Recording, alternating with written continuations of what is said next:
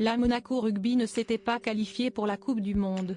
Si est donc l'Afrique du Sud, pays de naissance de la princesse monégasque, que le prince Albert II et son épouse Charlène de Monaco étaient venus soutenir samedi 28 octobre au Stade de France en finale de la Coupe du Monde du rugby.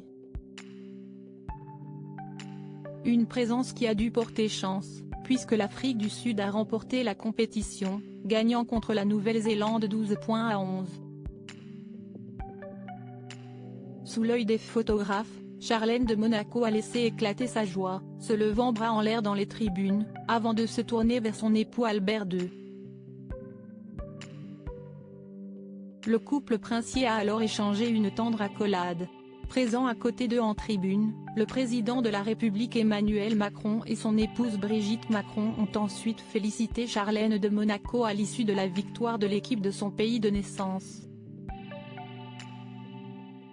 Charlène et Albert de Monaco, leur geste après la victoire de l'Afrique du Sud. Charlène et Albert de Monaco, leur geste après la victoire de l'Afrique du Sud. Charlène et Albert de Monaco, grands fans de rugby. Charlène et Albert de Monaco étaient déjà présents en France samedi 21 octobre dernier pour assister à la demi-finale de la Coupe du Monde du rugby qui opposait l'équipe de l'Afrique du Sud à celle de l'Angleterre. Installé à côté de la ministre française des Sports Amélie Oudéa-Castéra, le couple princier monégasque s'était alors déjà réjoui de la victoire sud-africaine sur un score de 16 points à 15, après que l'Afrique du Sud avait éliminé la France en huitième de finale sur un score de 29 à 28. Le couple princier du Rocher aura assisté à la majorité des matchs joués par les Springboks de l'Afrique du Sud durant l'édition 2023 de la Coupe du Monde du rugby qui s'est tenue en France entre début septembre et fin octobre.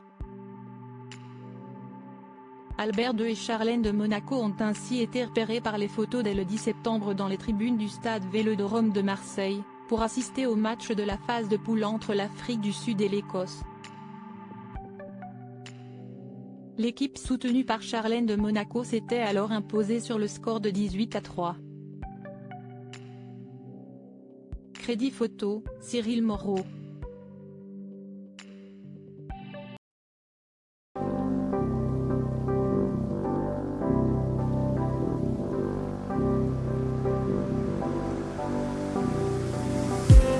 I just need